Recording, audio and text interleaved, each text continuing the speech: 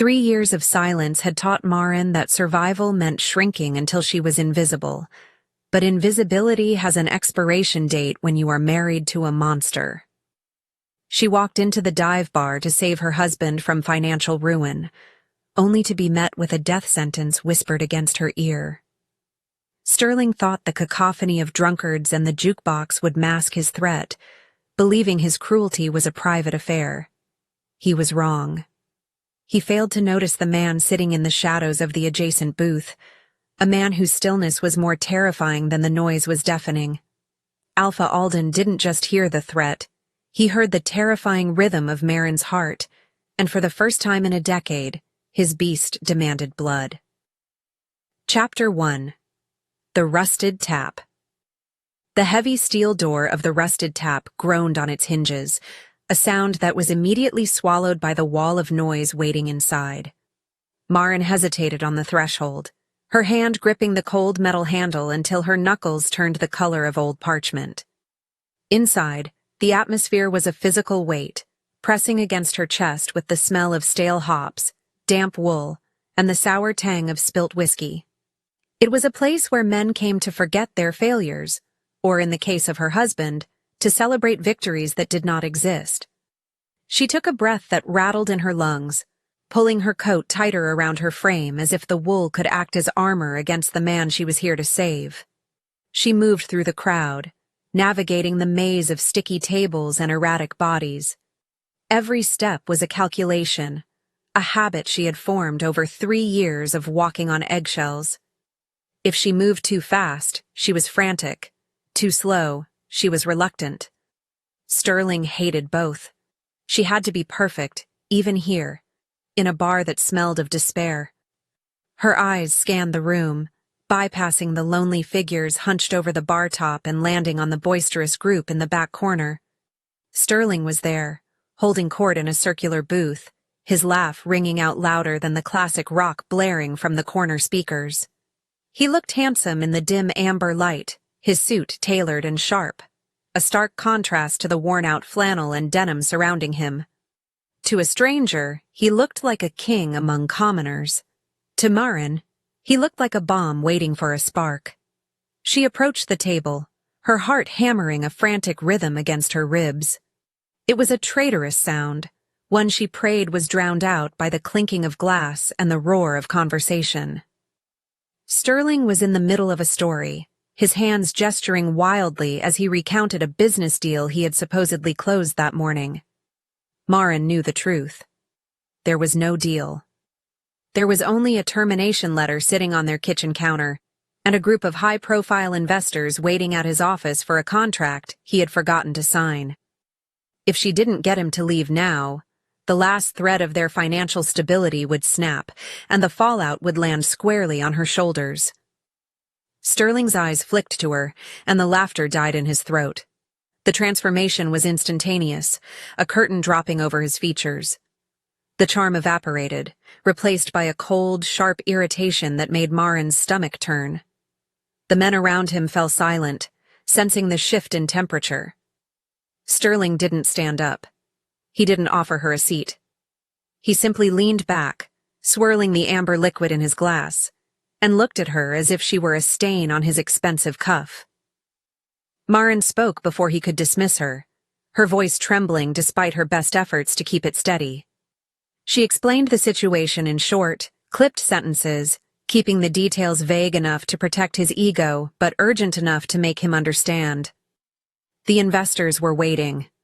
The contract was expiring at midnight. He had to come now. She watched the realization dawn on him. Not that he had made a mistake, but that she had dared to interrupt his performance to point it out. His face flushed a deep, ugly red, the color of a bruise blooming under skin. He stood up slowly, the movement fluid and predatory, and placed a hand on her shoulder. To his friends, it looked like a gesture of affection. To Maren, the grip was a warning, his fingers digging into the sensitive hollow of her collarbone with bruising force. He leaned in close, his mouth brushing the shell of her ear. The smell of expensive scotch and mint overwhelmed her senses. He smiled for the room, a tight, forced expression that didn't reach his eyes, and lowered his voice to a whisper that cut through the noise of the bar like a razor blade. He told her she had humiliated him. He told her she was a useless, nagging weight around his neck. Then, with a casual cruelty that stopped her breath, he delivered the promise that would shatter her world. "You are dead when we get home." He pulled back, patting her cheek with a condescending tap, confident that his threat had been swallowed by the music and the shouting patrons. He assumed the world was too loud for anyone to care about the terror of one woman. He turned back to his friends, laughing off the interruption, and waved her away as if she were nothing more than a nuisance. Maren stood frozen, the blood draining from her face, her legs feeling like lead. She turned to leave, her vision blurring, the noise of the bar fading into a dull roar behind the rushing sound of her own panic. But Sterling was wrong. The world wasn't loud enough to hide him. In the booth directly adjacent to Sterling's, separated only by a thin partition of dark wood and cracked leather, sat a man who had not moved a muscle since Maren walked in. He was a mountain of a figure, draped in a heavy canvas jacket that did little to hide the width of his shoulders. While the rest of the bar was in motion, he was absolute stillness, a void in the chaos. He had a glass of water in front of him, untouched. He wasn't here to drink. He was here because the noise of humanity usually drowned out the sharp, agonizing frequencies of the world that assaulted his senses. Alpha Alden of the Obsidian Vale kept his eyes closed, focusing on the sensory deprivation of the corner. But from the moment the heavy steel door had opened, his peace had been shattered. It wasn't the music or the shouting that disturbed him. It was a sound far more distinct and distressing. It was the staccato rhythm of a human heart beating in pure, unadulterated terror. He had tracked the sound as it moved across the room, the frantic tempo syncing with the scent of distress, salt, adrenaline, and cold sweat. Alden had listened to the entire exchange. His enhanced hearing stripped away the background noise, isolating the conversation as clearly as if they were standing in a silent library. He heard the vibration of the woman's vocal cords, tight with anxiety. He heard the arrogant, slurring cadence of the man. And then, he heard the shift in the man's heart rate. Not fear, but a spike of malice, sharp and sudden. When the threat was whispered, it hit Alden's ears with the force of a physical blow. The words hung in the air, vibrating with intent. "You are dead when we get home." It wasn't hyperbole. Alden knew the sound of a predator, and the man in the next booth was a predator of the worst kind, one who hunted the weak to feed his own fragile ego. The Alpha's eyes snapped open. They were not the brown or blue of a human, but a piercing, luminous amber that seemed to catch every photon of light in the dim bar. A low, guttural vibration started in his chest, a growl that was too deep for human ears to register, but was felt by everyone in a 10-foot radius as a sudden drop in pressure. The hair on the arms of the patrons nearby stood up, a primal warning system alerting them to a danger they couldn't see. Alden slowly turned his head, his gaze boring through the wooden partition as if he could see the heat signatures of the couple on the other side. He could hear the woman retreating, her footsteps uneven and frantic. He could hear the man laughing, the sound grating and self-satisfied. Alden's hand clenched into a fist on the table, the wood groaning in protest under the immense pressure. He waited until the woman was out the door, until she was safe from the immediate vicinity. Then, with a fluidity that belied his size, he slid out of the booth. He didn't look at the loud table. He didn't acknowledge the man who had just signed his own warrant. Alden simply adjusted his collar and walked toward the exit, his heavy boots making no sound on the sticky floor. He wasn't leaving. He was hunting. The threat had been made, and in the laws of the Vale, a threat against the defenseless was a call to war. Sterling thought he was going home to punish his wife. He had no idea he was leading a monster to his doorstep. Chapter 2. The Predator on the Porch. The drive back to the suburbs was a suffocating exercise in silence. Sterling drove with a rigid precision, his knuckles white against the leather steering wheel, radiating a heat that seemed to fog the windows faster than the defroster could clear them. Maren sat pressed against the passenger door, making herself as small as physically possible, her eyes fixed on the blurring streetlights that streaked by like comets. Every bump in the road, every sudden break, sent a jolt of adrenaline through her system, but she remained statue still. She knew the rules. Movement drew attention, and attention was dangerous when Sterling was in this state. He was a pressure cooker with a faulty valve, and the silence was not peace. It was the slow, agonizing build-up to an explosion. When they pulled into the driveway, the house stood dark and accusing. The porch light was off, a detail Maren noted with a sinking feeling in her gut, but the real blow came from the empty driveway. The investors' sleek black sedans were gone. The lucrative contract, the salvation Sterling had been banking on to cover his gambling debts and failed ventures, had driven away while he was buying rounds for strangers at the Rusted Tap. The engine cut out, and the sudden quiet was deafening. Maren heard the ticking of the cooling engine and the harsh, ragged intake of Sterling's breath. He didn't look at her. He simply unbuckled his seatbelt with a slow, deliberate click that sounded like a pistol hammer being cocked. Sterling exited the vehicle without a word, marching toward the front door with a stride that promised violence. Maren scrambled to follow, her fingers fumbling with her own buckle, terror making her movements clumsy. She knew she shouldn't go inside, but the conditioning of 3 years was a heavy chain. If she ran, he would chase her. If she stayed in the car, he would drag her out. There were no good options, only the path of least resistance. She hurried up the walkway, her heels clicking on the pavement, a frantic tempo to Sterling's heavy, stomping bass. He reached the front door and found it locked, realizing in his blind fury that he had left his keys in the ignition. He spun around, his face contorted into a mask of pure, unadulterated hatred. The facade of the charming businessman had dissolved completely, leaving only the abuser underneath. He didn't ask for her keys. He lunged. Maren gasped, stepping back, but he was faster, his hand closing around her upper arm like a vice. He jerked her forward, dragging her onto the wooden planks of the porch.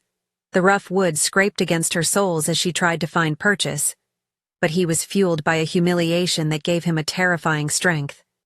He shoved her toward the railing, pinning her against the banister, his other hand raising high in the air, fingers curled into a heavy fist prepared to deliver the punishment he believed she deserved.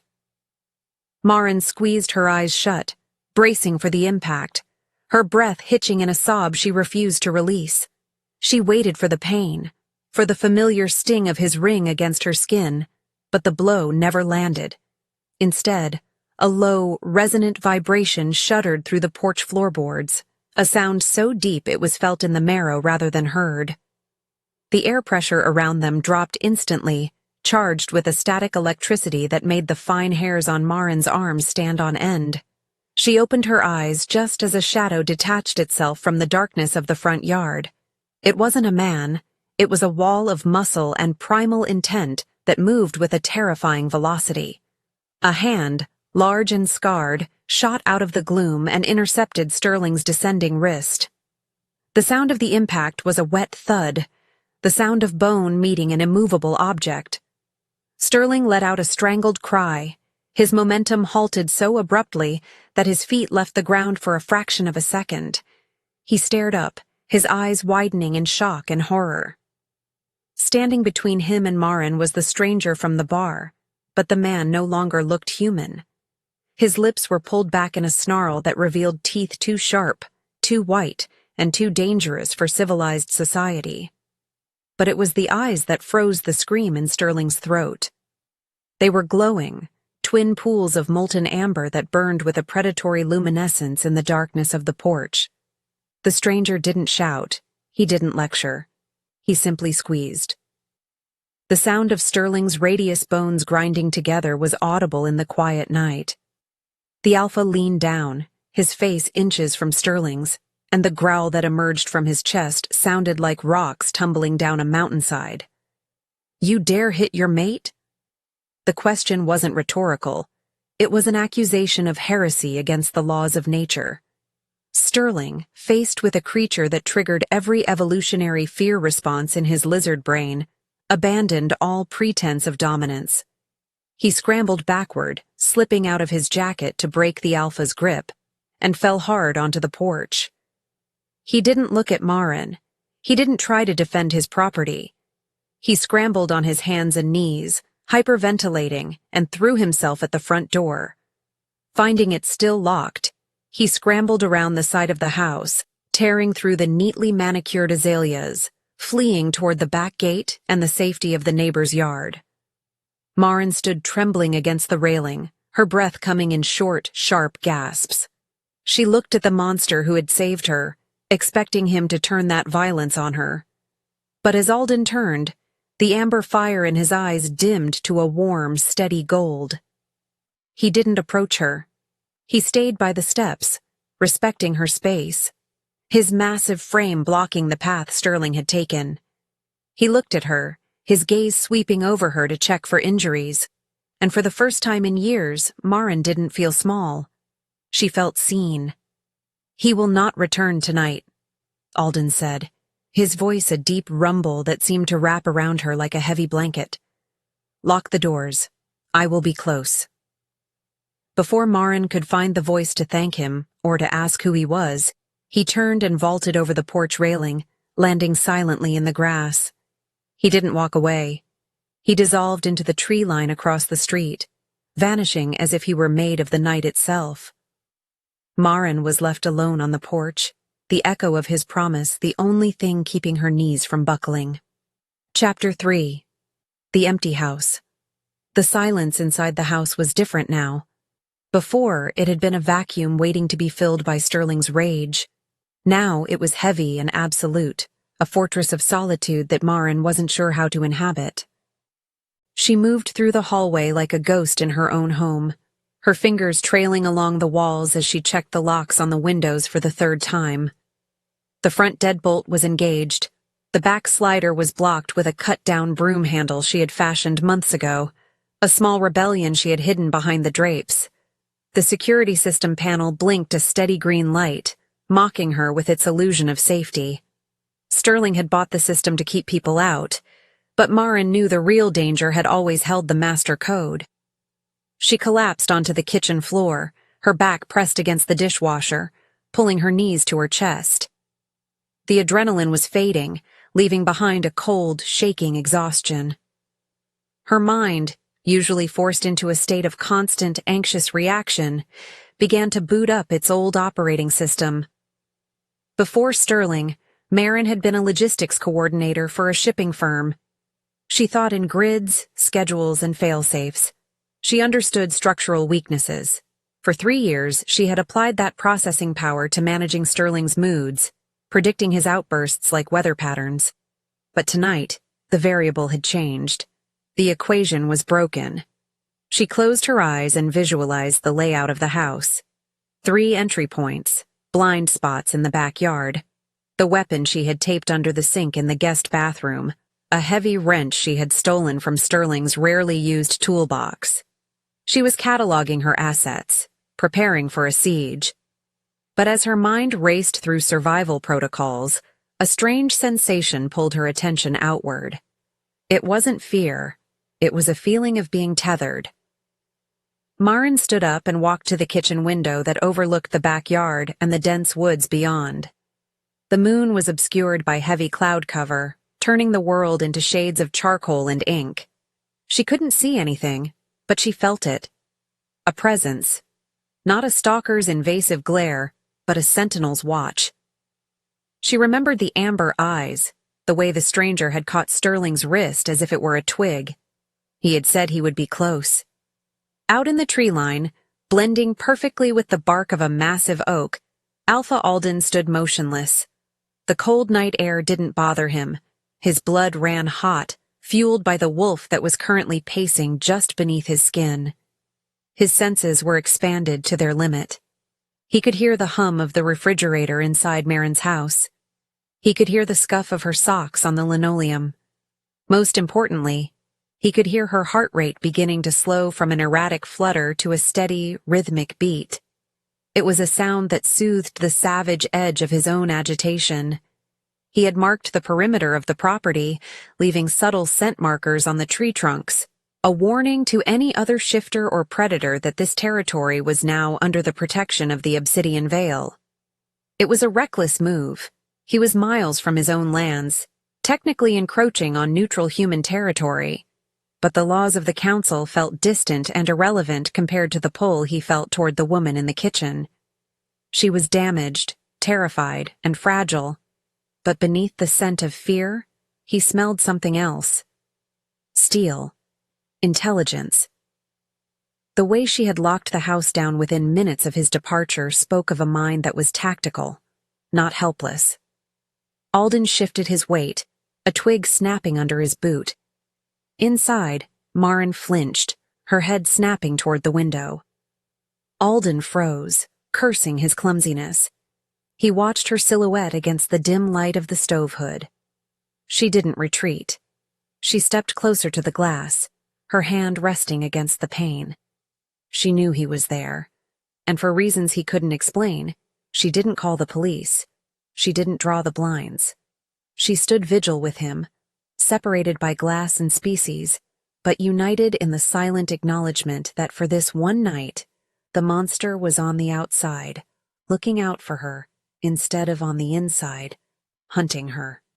The wind picked up, rustling the dead leaves, masking the sound of Sterling's car, which was miles away, parked at the precinct. But Alden heard the distant wail of a siren and growled low in his throat. The human world was coming. He would stay until the sun rose, until he was sure the coward wasn't coming back to finish what he started. He settled into the crouch of a guardian gargoyle, his amber eyes fixed on the house, swearing to himself that the next time Sterling raised a hand, he would lose it. Chapter 4. The Police Report. The fluorescent lights of the precinct were harsh and buzzing, a stark contrast to the shadows of the porch. Sterling sat in the plastic chair, a stark white ice pack pressed against his swelling wrist. He looked pathetic, his suit rumpled, his tie askew, sweat beading on his forehead. But Sterling knew how to weaponize pathetic. He knew that to the exhausted desk sergeant and the young officer taking his statement, he didn't look like an abuser fleeing justice. He looked like a victim of urban violence, a respectable citizen terrorized in his own neighborhood. "It was huge, officer," Sterling said, his voice trembling with a practiced performance of shock. I was just trying to get my keys. My wife, Maren, she was terrified. We were arguing, yes, just a stupid domestic spat about money, and then this beast came out of nowhere." He gestured with his good hand, painting a picture in the air. It had to be 6'5", maybe 7 feet, wearing rags, but the eyes, it was on drugs, had to be, PCP or bath salts. It attacked me. Look at my wrist. He pulled the ice pack away to reveal the bruising that was already darkening to a violent purple. It was shaped distinctly like a handprint, a hand far larger than average. The young officer, whose name tag read Deputy Miller, grimaced and scribbled furiously in his notepad. The evidence of assault was undeniable. Sterling wasn't lying about the injury, only the context. He carefully omitted the part where he was about to strike his wife. In his version, he was the protector, the husband standing between Maren and a psycho. "And you left your wife there?" the sergeant asked, looking up from his computer with a skeptical brow. Sterling let out a shuddering breath, squeezing his eyes shut to squeeze out a single fake tear. "I panicked. I admit it. It looked at me and I just ran. I came straight here to get help. You have to send someone. If that maniac is still there." He let the sentence hang, implying a horrific fate for Maren that made the officer's blood run cold. "We have a unit en route, Mr. Blackwood," Deputy Miller assured him, holstering his pen. "We'll sweep the perimeter. If there's a suspect matching that description, we'll find him." Sterling nodded, slumping back in the chair. "Thank you. Just, please." Tell Marin to stay inside." As the officers bustled away to coordinate the patrol, Sterling's expression shifted. The fear evaporated, replaced by a cold, calculating malice. He watched the activity of the station, his mind racing. He knew the police wouldn't find the man. That thing on the porch wasn't a vagrant on drugs. Sterling had seen the glowing eyes. He had felt the unnatural strength. He had grown up hearing stories of the things that lived in the deep woods, the legends the locals laughed off. He knew what he was dealing with. Or at least, he had a suspicion. He couldn't go back to the house, not while that creature was guarding it. The realization made his stomach churn with acid. Marin was in his house, with his things, protected by a monster that had humiliated him. It was unacceptable. It was a theft of his control. He looked down at his wrist, the pain throbbing in time with his heartbeat. He needed to be smarter. The police were a blunt instrument. They would drive around with their lights on and scare the beast back into the shadows, but they wouldn't eliminate the threat. He needed a scalpel. He needed someone who didn't care about laws or Miranda rights. Sterling reached into his pocket with his uninjured hand and pulled out his phone. The screen was cracked from when he had dropped it during his flight, a spiderweb fracture over the glass. He ignored the texts from the investors, bridges he had already burned, and scrolled to a contact he had saved under a fake name, Landscaping. It was a contact he had acquired from a shady business partner years ago, a number for problems that couldn't be solved legally. Sterling didn't want Marin safe. He wanted her punished for witnessing his weakness, and he wanted the thing on his porch mounted on a wall. He hit the call button and brought the phone to his ear, listening to the dial tone. When the line picked up, the voice on the other end was gravel and smoke. "I have a pest problem," Sterling whispered, turning away from the desk sergeant so his voice wouldn't carry. "Big game. I need a specialized team, and I need it done tonight." He listened for a moment, then a cruel smile touched his lips. "Yes, the bait is already in the trap. You just need to flush the predator out." Chapter 5. Bait and Switch. The morning sun did nothing to warm the chill that had settled into Marin's bones. She hadn't slept, spending the night moving from window to window, watching the police cruisers roll slowly past the house. They had come to the door once, checking on her. She had lied, telling them she was fine, that she hadn't seen the attacker clearly. She didn't mention the amber eyes. She didn't mention the man who had vanished into thin air. Instinct told her that involving the law would only make the guardian disappear, and right now, he was the only thing standing between her and Sterling. By noon, the police patrols had thinned out. The neighborhood returned to its quiet suburban rhythm. Lawnmowers started up. Kids rode bikes. It was a sickening juxtaposition to the terror Marin felt coiling in her gut. She was trapped. She had no car. Sterling had taken it. Her bank accounts were joint, and she knew he would be watching for activity. She was a prisoner in a house that was no longer a home. Then, the landline rang. The sound shattered the stillness of the kitchen like a gunshot. Marin stared at the phone on the wall, her heart hammering against her ribs. It rang 4 times before she picked it up, her hand shaking. She didn't speak. She just held the receiver to her ear, listening to the static. "Marin, baby." Sterling's voice oozed through the line, sickeningly sweet, dripping with a remorse that sounded rehearsed. "I'm so worried about you. The police said you're okay, but I need to hear it. I'm staying at a hotel in town. I was too scared to come back. I'm so sorry I left you." Marin gripped the counter, her knuckles turning white. "Don't lie to me, Sterling." Her voice was stronger than she expected, hardened by the long night. "I'm not lying," he crooned, though the edge of irritation was bleeding through. "Look, I know you're upset. We need to talk. I'm sending a car for you. A private service. Just pack a bag. We'll go somewhere nice. Reset. Just you and me." "I'm not going anywhere with you," Marin said, her eyes darting to the backyard. She felt the presence out there, the watchful gaze of the alpha. She drew strength from it. "Maren, don't be difficult." Sterling's voice dropped, the sweetness curdling into a threat. "You know what happens when you're difficult. I'm trying to protect you. There's a monster out there." "The only monster is you," she whispered, and slammed the phone onto the receiver. She backed away from the wall, her breath coming fast. She knew him. That wasn't a request, it was a distraction. He was keeping her on the line, keeping her focused on his voice while he made his move. The realization hit her with the force of a physical blow. He wasn't sending a car to pick her up, he was sending someone to break in. A heavy crash from the front of the house confirmed her fears. The front door, which she had deadbolted, splintered inward with a deafening crack. Maren didn't scream. She ran. She bolted for the back door, sliding in her socks, scrambling to get the broom handle out of the track. "She's in the kitchen!"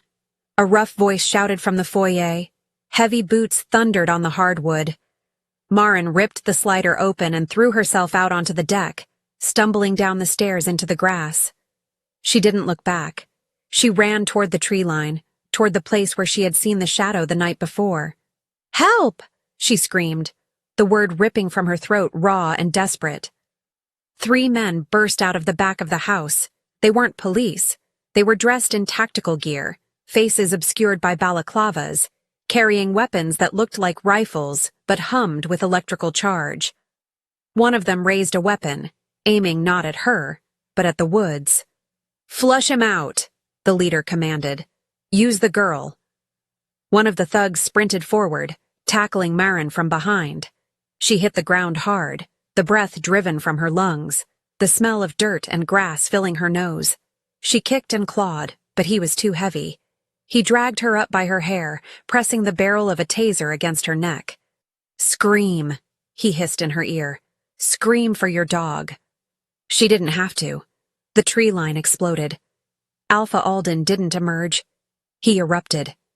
He was a blur of violence, crossing the distance between the woods and the lawn in a single bound. He hit the first mercenary, the one aiming the rifle, with the force of a freight train. The man crumpled, his weapon flying. Alden spun, his roar shaking the windows of the house. He was fully shifted now, partially transforming, his claws elongated, his teeth bared. He moved to intercept the man holding Maren. But Sterling had paid for professionals. As Alden lunged, the third man, hidden near the garage, fired. It wasn't a bullet. It was a net, weighted and crackling with blue arcs of electricity. It caught Alden in midair, wrapping around his massive frame. He thrashed, ripping through the mesh, but the voltage was immense. He roared in pain, dropping to his knees. "Now!" the leader shouted. Darts hissed through the air, 1, 2, 3, slamming into Alden's chest and neck. Tranquilizers potent enough to drop a rhino. Alden fought it, his amber eyes locking onto Maren's terrified face. He tried to crawl toward her, to reach her, but his limbs were turning to lead. The electricity from the net convulsed his muscles, locking him in place. Maren screamed his name, a name she didn't even know, as the men swarmed him, hitting him with shock batons, until the great wolf finally collapsed into the grass, still and silent. The leader tapped his comms. "Target secured. Tell Mr. Blackwood we have the beast." Chapter 6. High-voltage consciousness returned to Alden in fractured, agonizing bursts, synchronized with the rhythmic thumping of tires on broken asphalt. His world was a confined darkness that smelled of gasoline, stale sweat, and the coppery tang of his own blood.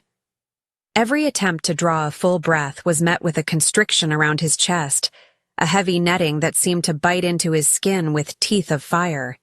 He tried to shift, to summon the strength that could usually tear through steel, but the moment his muscles contracted, a fresh wave of electricity surged through the mesh. It was a white-hot agony that scrambled his neural pathways, forcing a ragged, involuntary growl from his throat that sounded more like a whimper than a threat. "He's waking up again," a voice said from the front of the vehicle, bored and detached. Hit him. The sound of a switch flipping was the last thing Alden heard before the world dissolved into blinding white noise. His body seized, arching against the metal floor of the van as the voltage ramped up, overriding his nervous system and forcing the wolf deep into the recesses of his mind. It was a calculated cruelty, designed not to kill but to incapacitate, to keep a predator of his caliber in a state of constant, debilitating weakness. As the darkness reclaimed him, his last coherent thought was not of pain, but of the woman left behind on the lawn, her terrified scent fading with every mile they put between them. Back at the suburban house, the silence was absolute. The tactical team had vanished as quickly as they had arrived, leaving Maren kneeling in the grass, the dew soaking into her jeans. The neighbors remained behind their closed blinds, conditioned by fear and apathy to ignore the disturbances of others. Maren stared at the empty space where the great wolf had fallen, the grass flattened and scorched from the electrical discharge. Sterling had won. He had taken the only thing that had stood between her and his violence, and he had done it with a coward's efficiency. But as the initial shock began to recede, it was replaced by a cold, crystalline clarity. Maren looked down at her hands. They were trembling, but not from fear. They were shaking with a rage she had suppressed for 3 years, a fury that had been compacted under layers of survival instincts until it was dense enough to form a diamond. Sterling had made a critical error. He assumed that without the wolf, Maren was nothing more than a helpless bystander. He had forgotten that before she was his wife, before she was a victim, she was a systems engineer who could visualize the flow of data like water through a pipe. He had forgotten that he had forced her to manage every aspect of his life, including the digital footprint he was too arrogant to conceal. Maren stood up. Her legs were steady. She walked back into the house, stepping over the splintered remains of the front door frame. She didn't pack a bag. She didn't call the police, knowing Sterling would have already spun a narrative to discredit her. Instead, she went straight to the home office. She bypassed the safe and went to the bottom drawer of the filing desk, pulling out a burner laptop she had purchased months ago for a job search she had never dared to initiate. She booted it up, the screen casting a pale blue glow over her determined face. Sterling thought he was a ghost, but to Maren, he was a beacon. She had installed the tracking software on his phone under the guise of finding it if lost, a feature he had arrogantly approved because he couldn't be bothered to remember where he left his things. The dot on the map was moving east, heading toward the industrial district, an area of abandoned textile mills and rusted warehouses. Maren memorized the route. She grabbed the spare key to Sterling's old sedan, a vehicle he deemed too plebeian to drive but refused to sell, and walked out the door. The engine sputtered to life, a rough coughing sound that matched the grim determination in her chest. She wasn't fleeing. She was pursuing. And for the first time in her life, she wasn't shrinking. Chapter 7. The Silver Cage. The warehouse was a cavernous tomb of concrete and corrugated steel, echoing with the sound of dripping water and the distant hum of the city grid. In the center of the vast, empty floor stood a contraption that looked like a nightmare birthed from a medieval dungeon and a high-tech laboratory. It was a cage, suspended 5 feet off the ground by heavy industrial chains, positioned directly over a deep drainage vat filled with murky, stagnant water. The bars were not iron. They were coated in a matte, gray finish that shimmered faintly under the harsh halogen work lights. Alden hung inside, his arms shackled above his head to the central support beam of the cage. His shirt had been stripped away, revealing a torso mapped with scars from old battles and fresh burns from the capture net. The silver nitrate coating on the shackles sizzled against his wrists, a constant chemical burn that prevented his werewolf physiology from healing. It was a poison that seeped into the blood, weakening the bond between man and wolf, leaving him nauseous and disoriented. He hung with his head bowed, his breathing shallow, every inhale a labor against the silver poisoning coursing through his veins. "It's impressive, isn't it?"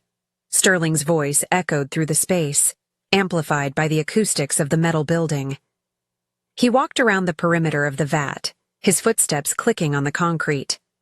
He was holding a remote control in one hand and a tumbler of scotch in the other, looking every inch the villain he had always aspired to be. Custom made. I read up on your kind. Silver to burn the skin, wolfsbane in the aerosol spray to dull the senses. And this? He gestured to the vat below. Simple physics. Alden lifted his head slowly. His amber eyes were dim, the inner fire banked by exhaustion, but the hatred in them was potent enough to make Sterling pause his pacing. You are a small man, Alden rasped, his voice sounding like grinding gravel.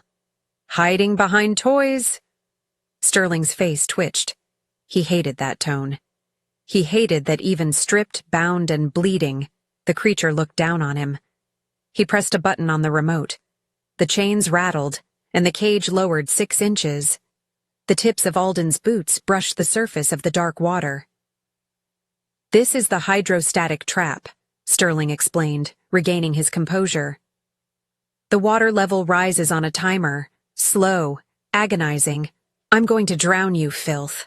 And when the police find your body washed up in the river next week, you'll just be another John Doe drifter who fell in drunk.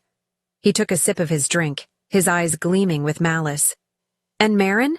She'll be the grieving widow. I'll make sure she cries at the funeral. I'm very good at making her cry. The mention of her name caused a surge of adrenaline in Alden, a spike of power that fought against the silver. He pulled against the chains, the metal groaning, but the weakness washed over him again, leaving him trembling. Sterling laughed, a hollow sound. Don't strain yourself. You have about an hour before the water reaches your nose. I'd stay and watch, but I have a flight to catch. Dealing with Project Silver requires a certain punctuality. Sterling placed the remote on a console table near the exit, far out of reach. He turned his back on the cage, walking toward the heavy sliding doors. Die quietly, he called over his shoulder. I hate the noise. The heavy doors slammed shut, the electronic lock engaging with a final metallic thud, leaving Alden alone in the semi-darkness, listening to the slow, rhythmic sound of water being pumped into the vat below him. Chapter 8. The Algorithm. Marin parked the sedan 3 blocks away from the warehouse, tucked behind a rusted dumpster in an alleyway that smelled of rot and old oil. She killed the lights and sat for a moment, her hands resting on the steering wheel, forcing her breathing to even out. The blueprint of the industrial park was burned into her mind. She had pulled the schematics during the drive, hacking into the city's public planning archives using a backdoor vulnerability she had discovered years ago during a freelance audit. The building Sterling was using was officially condemned, but the power grid showed a massive spike in usage over the last 48 hours. She exited the car, pulling her dark hood up. The night was cold, biting at her exposed skin, but she barely felt it. She moved through the shadows of the abandoned loading docks, her eyes scanning for cameras. Sterling would have installed them. He was paranoid after all, but he would have bought the cheapest system with the highest resolution, ignoring the security firmware. Marin stopped at the corner of the building, spotting the infrared camera mounted above the side entrance. She pulled out her phone, connecting to the local Wi-Fi network she had identified on her laptop. It took her less than 2 minutes to brute force the password. It was Sterling. The lack of creativity was almost insulting.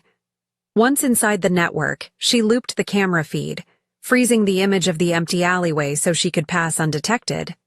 She wasn't a soldier. She couldn't kick down a door or take out a guard. But she was a ghost in the machine. She was the woman who knew where the digital bodies were buried. She reached the external fuse box on the north wall. The padlock was rusted, a relic of the building's previous life. She picked up a heavy piece of rebar lying in the debris and smashed the lock with a single, precise blow. The clang was loud, too loud, and she froze, pressing herself against the brickwork. She counted to 10.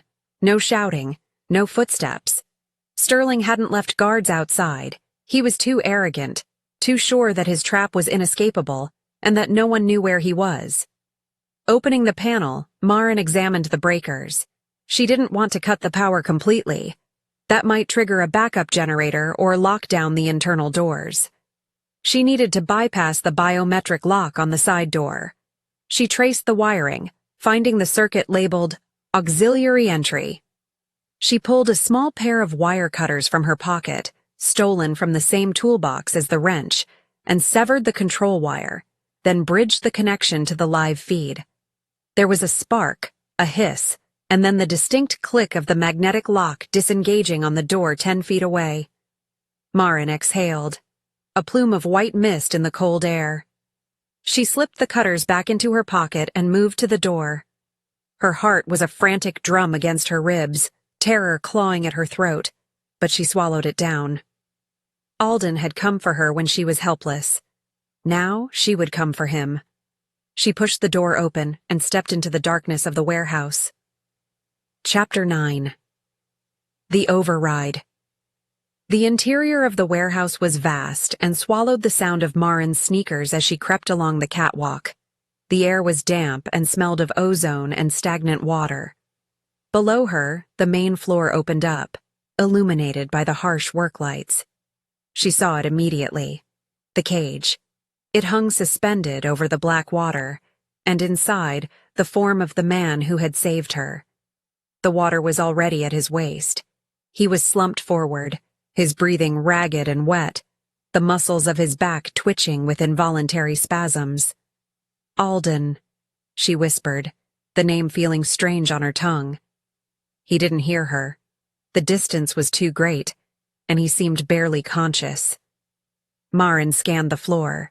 The control console was near the main bay doors, a sleek, modern unit that looked out of place amidst the industrial decay. She hurried down the metal stairs, gripping the railing to keep her balance, her eyes fixed on that console. Every second she wasted, the water rose another inch. She reached the ground floor and sprinted across the concrete, abandoning stealth for speed. She reached the console and stared at the interface. It was a proprietary system, likely something Sterling had bought from his shady contacts. A keypad blinked red. System locked. Maren's fingers hovered over the keys. She knew Sterling. She knew the way his mind worked. He wouldn't use a random number. He would use something that held significance to him, something that validated his ego. She tried his birthday. Access denied. She tried the date he founded his first failed company. Access denied. The water was at Alden's chest now. He coughed, a wet hacking sound that tore at Maren's heart. She looked at the remote sitting on the table, but it was dead, the battery light flashing. She had to use the hard line. Think, she hissed at herself. What does he care about most? Money? No, money was fleeting. Power? Status? Then she remembered the contract, the one he had lost, the one that was supposed to save him. The project number had been plastered all over his home office for weeks. Project Silver 7734. She typed in 7734. The screen flashed green. Access granted. Maren almost collapsed with relief but forced her fingers to keep moving. She navigated the menu, finding the controls for the winch and the vat. Drain sequence initiated. A loud mechanical clank echoed through the building, followed by the rush of water being sucked out of the tank. Next, she hit the release for the cage. Lowering. The cage descended slowly until it rested on the dry concrete floor. Maren didn't wait for the door to unlock. She ran to the cage, her hands gripping the cold, silver-coated bars. The coating burned her palm slightly, a testament to its potency. But she ignored it. Alden, she cried, reaching through the bars to touch his shoulder. Alden, wake up. The Alpha stirred, his head lifting heavily. His eyes were glazed, the amber dull and unfocused. He blinked, trying to clear the fog of the wolfsbane. Maren, he rasped, the word barely audible. You shouldn't be here. I'm getting you out, she said firmly. She reached back to the keypad on the cage door, punching in the same code. The lock clicked open. Maren threw the door wide and rushed inside. She grabbed Alden's arm, pulling it over her shoulder. He was immense, a dead weight of muscle and bone, burning with fever. "Come on, you have to help me. Stand up." Alden groaned, his legs shaking as he forced himself upright. The shackles on his wrists had disengaged with the door lock, leaving raw, angry burns on his skin. He leaned heavily on her, his breathing harsh against her ear. "He'll kill you," he mumbled, his instinct to protect battling his inability to move. "He tried," Maren said, her voice grim. "He missed." Chapter 10. Run with me. They stumbled out of the warehouse, a mismatched pair moving with the desperate coordination of survival. Alden was barely walking, his feet dragging, his vision swimming in a haze of gray static. Maren took the brunt of his weight, her small frame straining under the load, but she didn't falter. She guided him toward the alley where she had parked the car, keeping to the shadows, her eyes darting constantly for threats. "The car," she panted, pointing to the sedan. "It's just there." Alden looked at the vehicle, his senses slowly beginning to reboot as the distance from the silver cage increased. He could smell the exhaust, the rust, and the faint, lingering scent of Maren's determination. "You came back," he said, the wonder in his voice cutting through the pain. "Why?" Maren shoved him into the passenger seat, fumbling to buckle him in. She paused, looking at his ravaged face, the burns on his wrists, the exhaustion in his eyes. "Because you came for me," she said simply. "We're even." She ran to the driver's side and keyed the ignition. The engine roared to life, and she peeled out of the alley, tires screeching on the pavement. She didn't head back toward the suburbs. She headed toward the highway, toward the dark, open stretches of road that led away from the city and Sterling's influence. Alden slumped against the window, watching the city lights blur into streaks of neon. He felt a strange pulling sensation in his chest, a magnetic draw toward the woman driving with white-knuckled intensity. It wasn't just gratitude, it was the bond. The mating pull, usually dormant or subtle with humans, was roaring to life in the wake of the trauma. She had saved him. She had walked into the lion's den and pulled him out. "Where are we going?" Alden asked, his voice gaining a fraction of its strength back. "I don't know," Maren admitted, glancing at the rearview mirror. "Just away. Do you have somewhere? Somewhere safe?" Alden closed his eyes, the image of the high pines and the rocky cliffs of the Vale filling his mind. It was risky. Bringing a human, especially a married one, to the territory was forbidden. The elders would see it as a weakness, a contamination. But looking at Maren, seeing the set of her jaw and the tremor in her hands that she was fighting so hard to control, he knew he didn't have a choice. He couldn't leave her. And he couldn't protect her out here in the human world where Sterling had the advantage. "North," Alden said, pointing a trembling hand toward the horizon. "Drive north until the road turns to gravel, to the Obsidian Vale." Maren nodded, not asking questions. She merged onto the highway, pressing the accelerator down. As the city faded behind them, swallowed by the night, Alden reached out, his large hand covering hers on the gearshift. It was a tentative touch, seeking reassurance. Maren didn't pull away. She turned her hand over, interlacing her fingers with his. In the quiet of the car, with the threat of death receding in the rearview mirror, the silence between them wasn't heavy or fearful. It was the silence of a pact being forged in blood and gasoline. They were running together, now. Chapter 11. The Obsidian Gate. The transition from the human world to the territory of the Obsidian Vale was not marked by a fence or a signpost, but by the sudden, violent termination of the asphalt. The sedan, its suspension already groaning from the abuse of the highway escape, shuddered as the tires hit hard-packed dirt and gravel. Maren gripped the steering wheel, her knuckles bleached white, fighting to keep the vehicle steady as the road narrowed into a single lane winding upward into the mountains.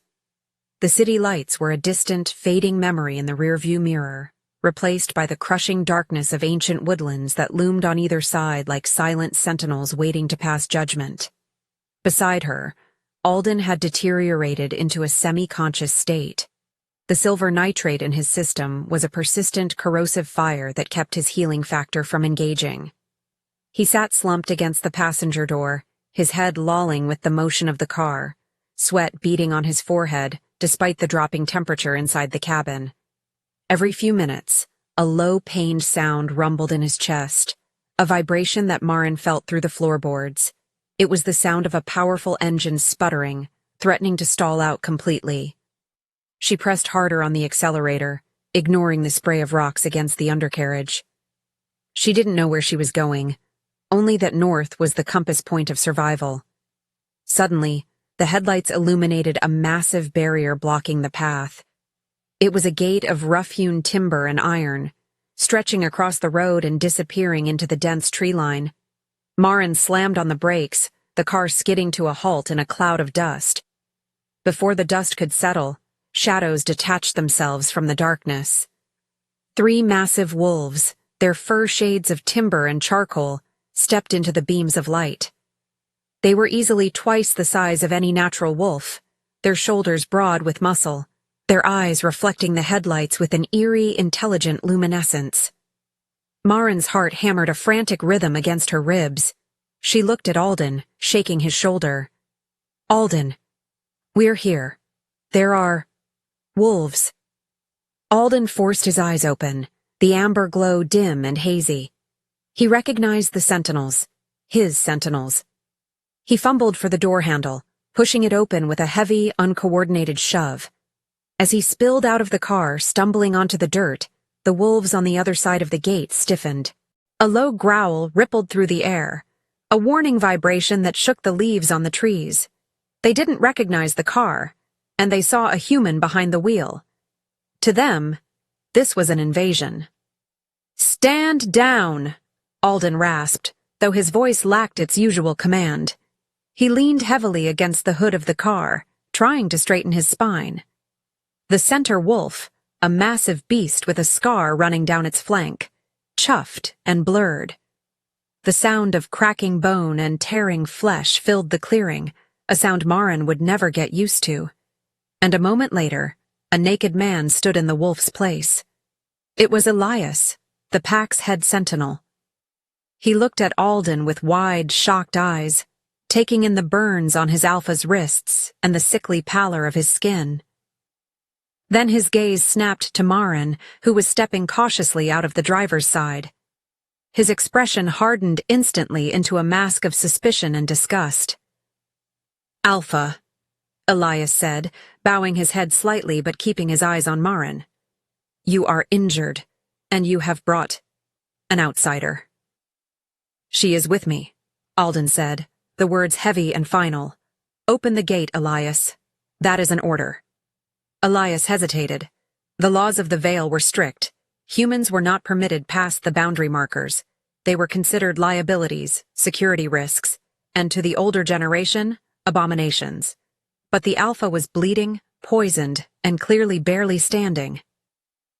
Elias signaled to the other 2 wolves, who remained in their shifted forms. They moved to the mechanism, pushing the heavy gate open with a groan of iron hinges. Alden refused to get back in the car. He gestured for Maren to drive through, then leaned on Elias for support. Maren drove the car slowly past the sentinels, feeling their predatory gazes tracking her every inch of the way. She was crossing a threshold from which there might be no return, entering a world where she was at the very bottom of the food chain. Chapter 12. The Council's Decree. The pack house was less a house and more a fortress built from stone and dark timber, nestled deep in the valley floor. It smelled of wood smoke, wet fur, and roasted meat, a sensory overload that made Maren feel dizzy as she helped Elias drag Alden into the main hall. The moment they entered, the activity in the great room ceased. Dozens of eyes turned to them. Men, women, and children froze, their conversations dying instantly. The sight of their invincible Alpha, the Obsidian King, Being half carried by a sentinel and trailed by a disheveled human woman in oversized clothes sent a shockwave of silence through the room. They brought Alden to the infirmary wing, a sterile room that contrasted sharply with the rustic aesthetic of the rest of the lodge. The pack healer, an elderly woman with hands like gnarled roots, shooed Elias away, but stopped Marin at the door with a sharp, bony hand to the chest. "No humans," she spat, her voice like dry leaves. "You will contaminate the sterile field." "She stays," Alden groaned from the table where they had laid him. He gripped the edge of the mattress, his knuckles white. "She stays where I can see her." The healer scoffed but retreated, muttering curses under her breath as she began to clean the silver burns. Marin stood in the corner, trying to make herself invisible, her eyes scanning the room for exits, weapons, anything she could use. She wasn't safe here. She could feel the hostility radiating from the hallway where whispers were already turning into shouts. The pack elders were convening. An hour later, Alden was bandaged and sitting up, though he looked like a man who had gone 12 rounds with a freight train. The doors to the infirmary banged open. 3 men and 2 women walked in, wearing robes of deep charcoal wool. The council. They didn't look at Alden with concern. They looked at him with judgment. The leader, an older wolf named Marcus with silver hair and eyes like flint, pointed a shaking finger at Marin. "This is a violation of the first law, Alden," Marcus stated, his voice booming in the small room. "The Veil is a sanctuary for our blood. No human is to know of our location, let alone walk our halls. You have brought a security breach into the heart of our home." "She saved my life," Alden countered, sliding off the table to stand. He swayed slightly but locked his knees, forcing himself to tower over the council members. "Sterling Blackwood trapped me. He used silver and electricity. I would be dead at the bottom of a vat if she hadn't overridden his security."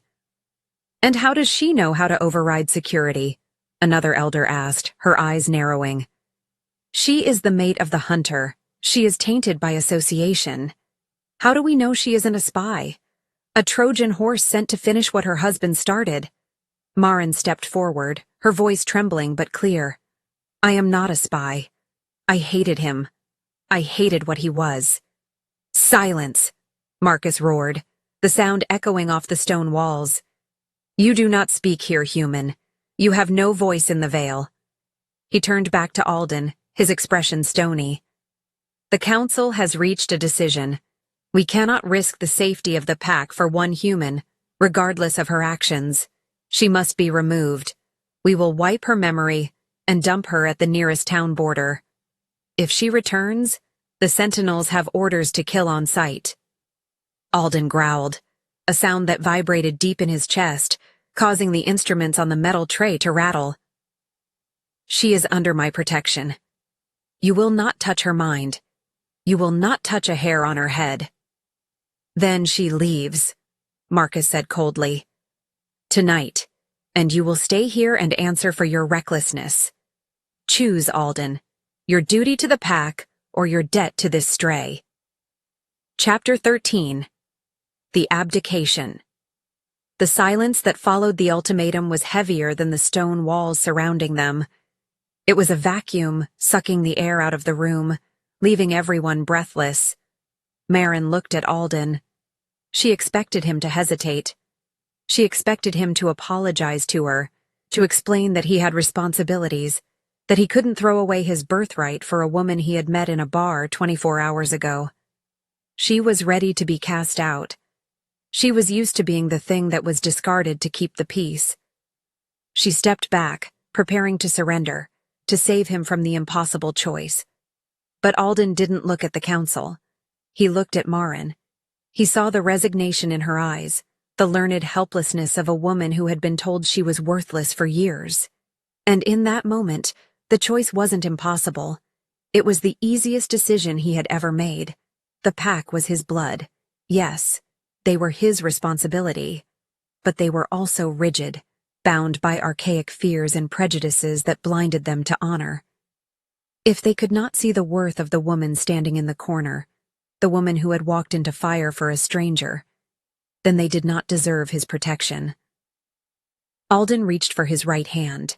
He gripped the heavy obsidian signet ring that sat on his finger, the symbol of his authority, the ring that had been passed down through 5 generations of alphas. He twisted it. The friction against his burned skin was agony, but the pain was grounding. "You speak of safety," Alden said, his voice terrifyingly quiet. "You speak of purity, but you have forgotten honor.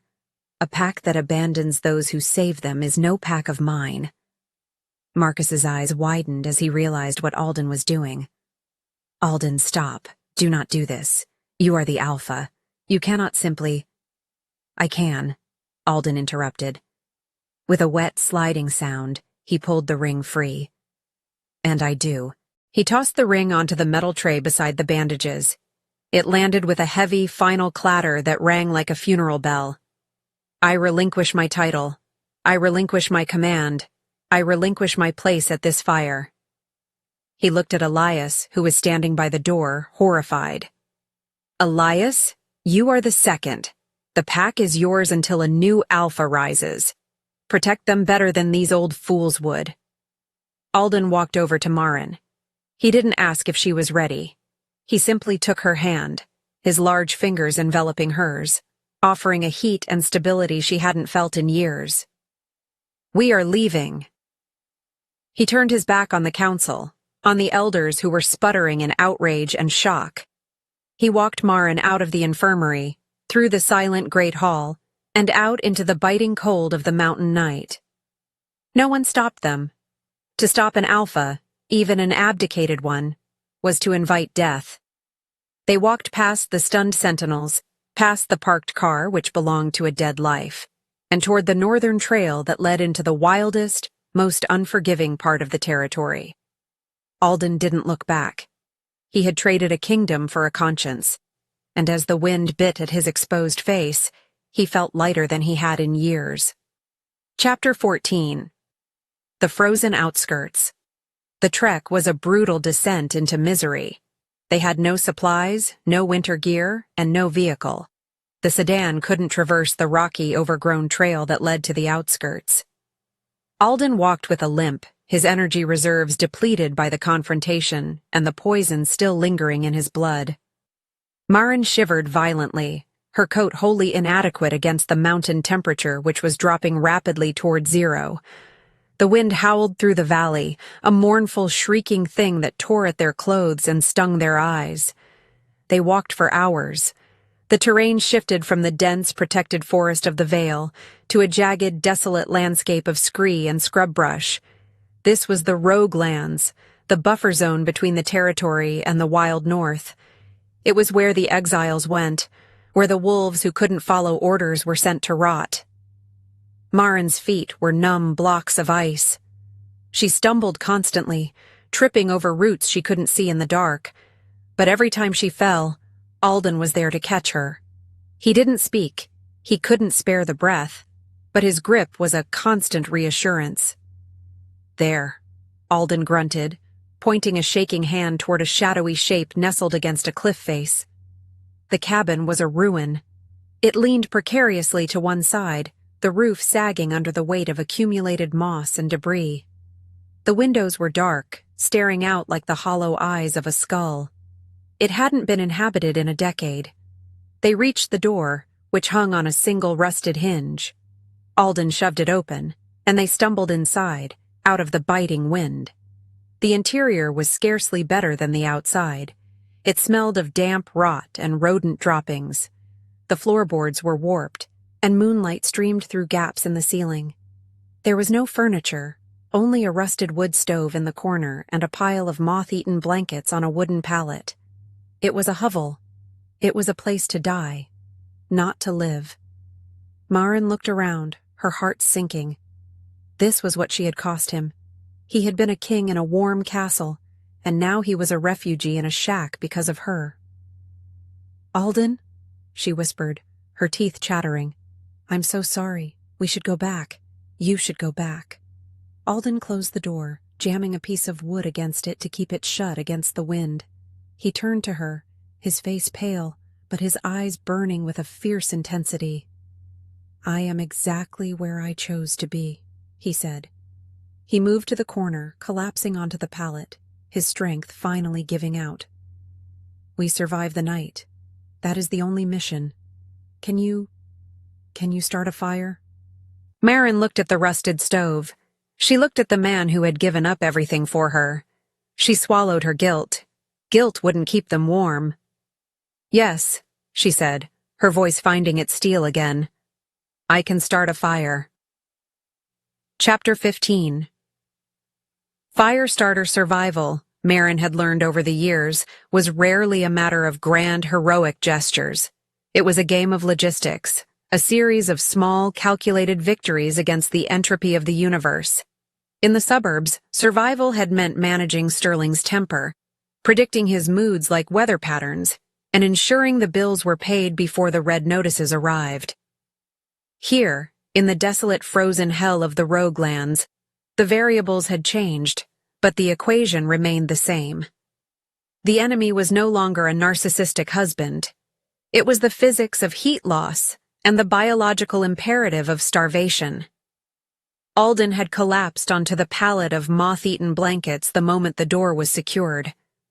The adrenaline that had sustained him through the confrontation with the council and the brutal trek up the mountain had finally evaporated, leaving behind the wreckage of his physiology. The silver nitrate was still in his system, a chemical fire burning through his veins, warring with his regenerative abilities. He shivered violently, his teeth chattering with a sound that rattled Marin's nerves, his skin clammy and pale. He was a king brought low, reduced to a trembling mass of muscle and fever. Marin stood in the center of the room, her breath pluming in the frigid air. The cabin was a sieve. She could feel the icy fingers of the wind probing through the gaps in the log walls, stealing what little residual heat their bodies generated. A lesser woman, or perhaps the woman she had been 3 days ago, might have sat down and wept. But Marin didn't weep. She assessed. Her eyes scanned the room, stripping it down to its component parts. The rusted wood stove in the corner was the heart of the system. If she couldn't get it working, they would freeze to death before dawn. She knelt before the iron beast, inspecting the door.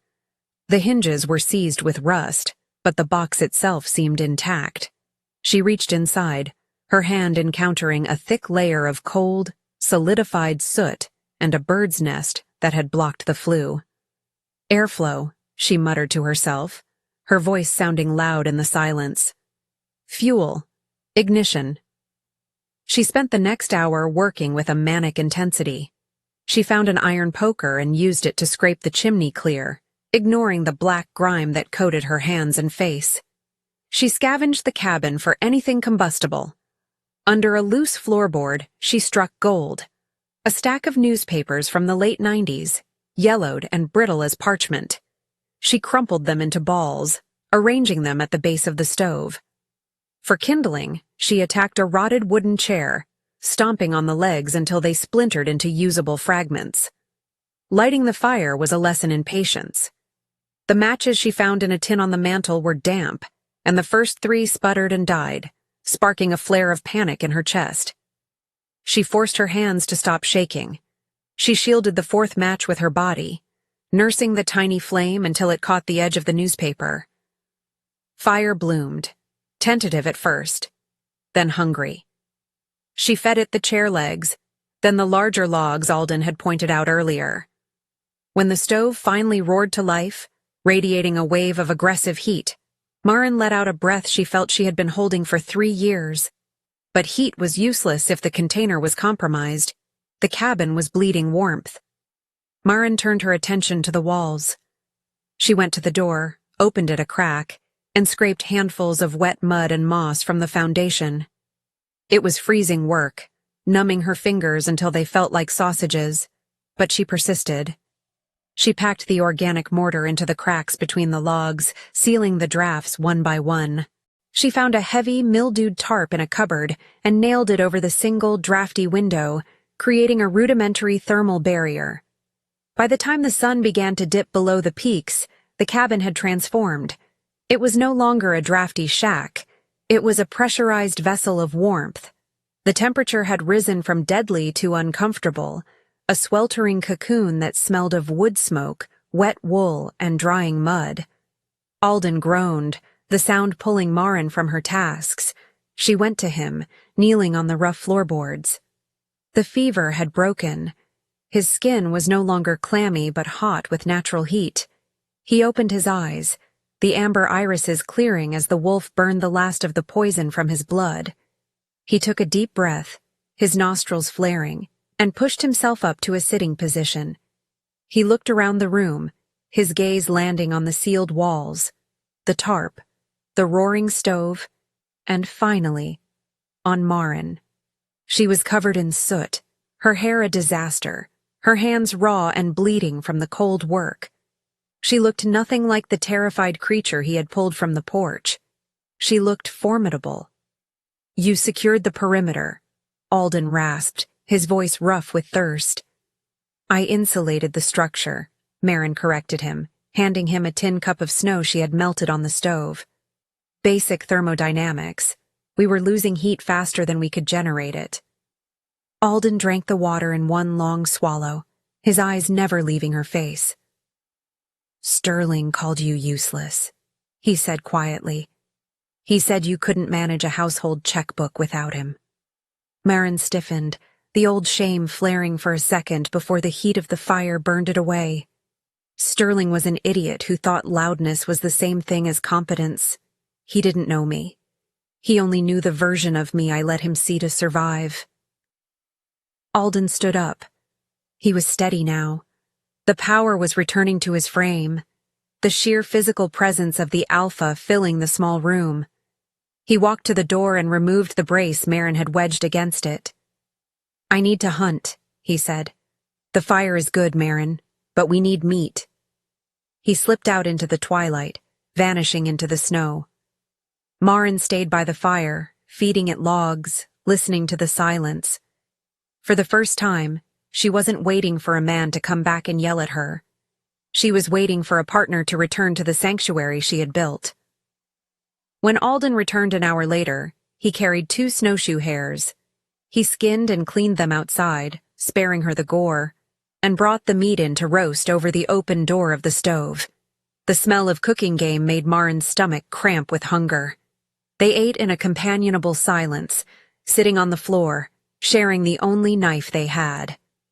Alden watched her eat, tearing the meat with a savagery that spoke of how close they were to the edge. He realized then that the council had been wrong. They had seen a weak human woman, a liability. They hadn't seen the fire starter. They hadn't seen the engineer who could turn a ruin into a fortress.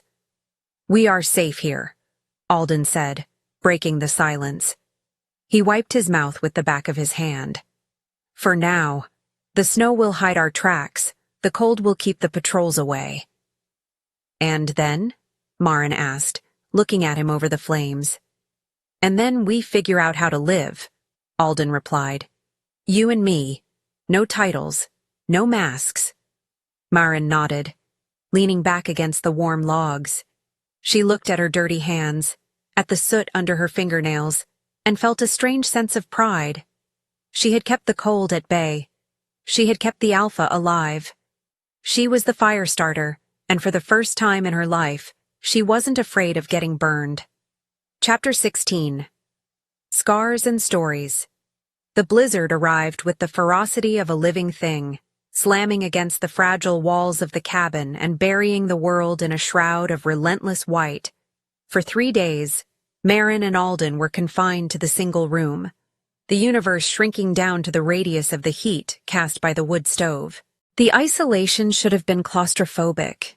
It should have bred cabin fever and resentment, especially for 2 people who were technically strangers, thrown together by violence and desperate circumstance. Instead, the confinement acted as a crucible, burning away the pretenses and social armors they had both worn for so long.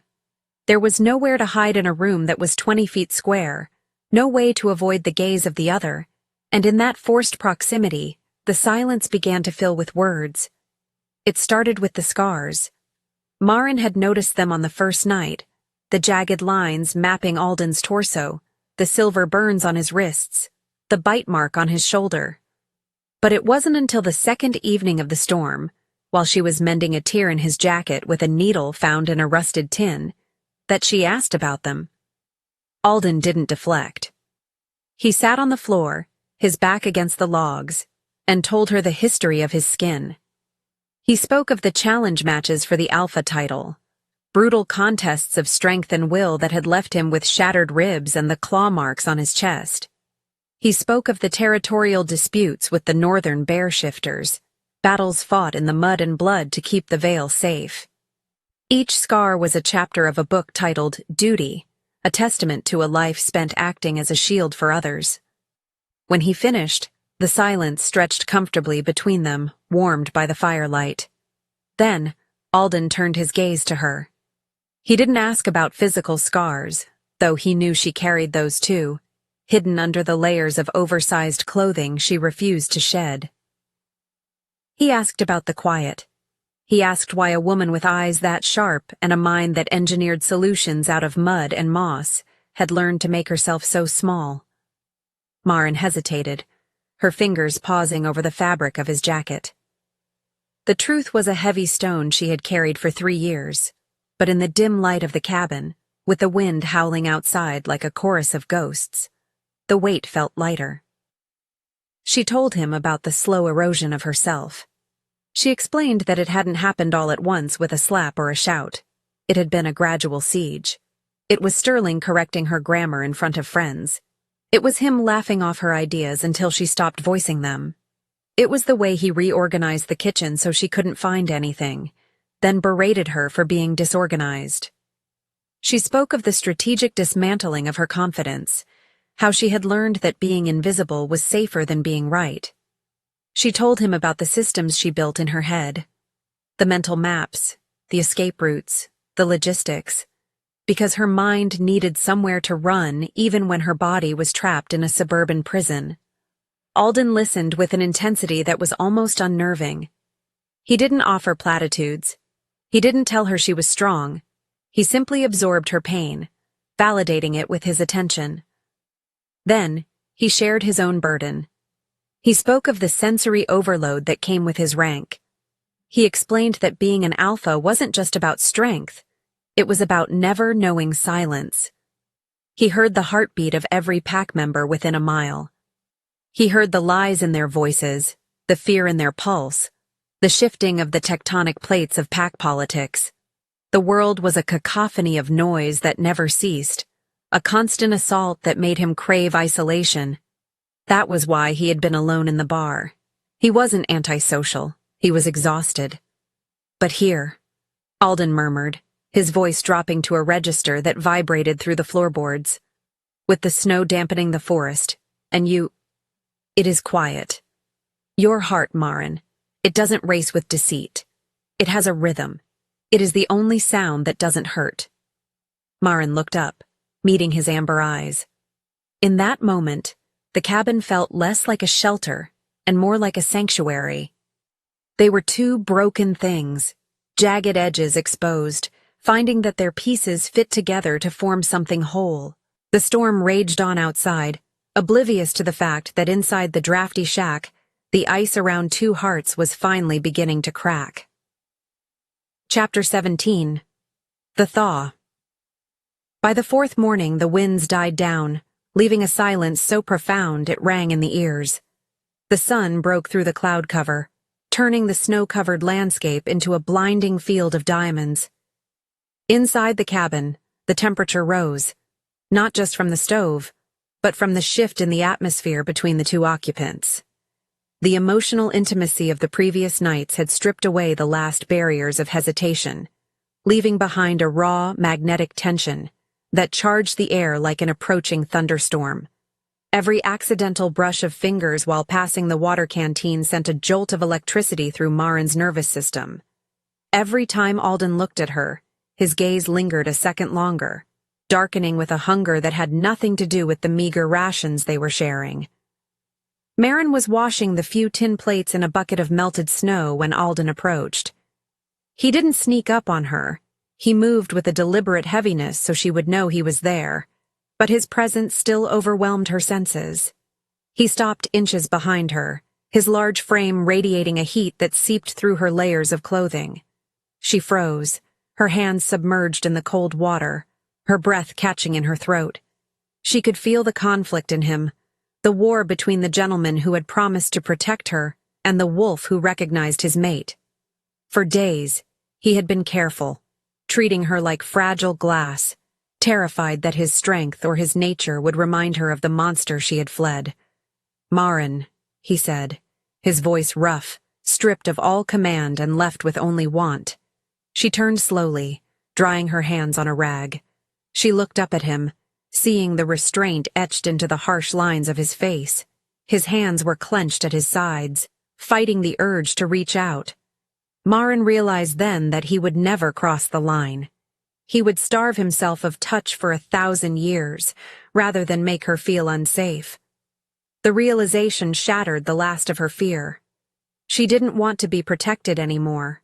She wanted to be wanted. She wanted to be seen not as a victim, but as a woman who could stand toe-to-toe with a king. Maren stepped forward, closing the gap. She reached up and placed her hand on his chest, directly over his heart. It was hammering, a frantic, powerful rhythm that matched her own.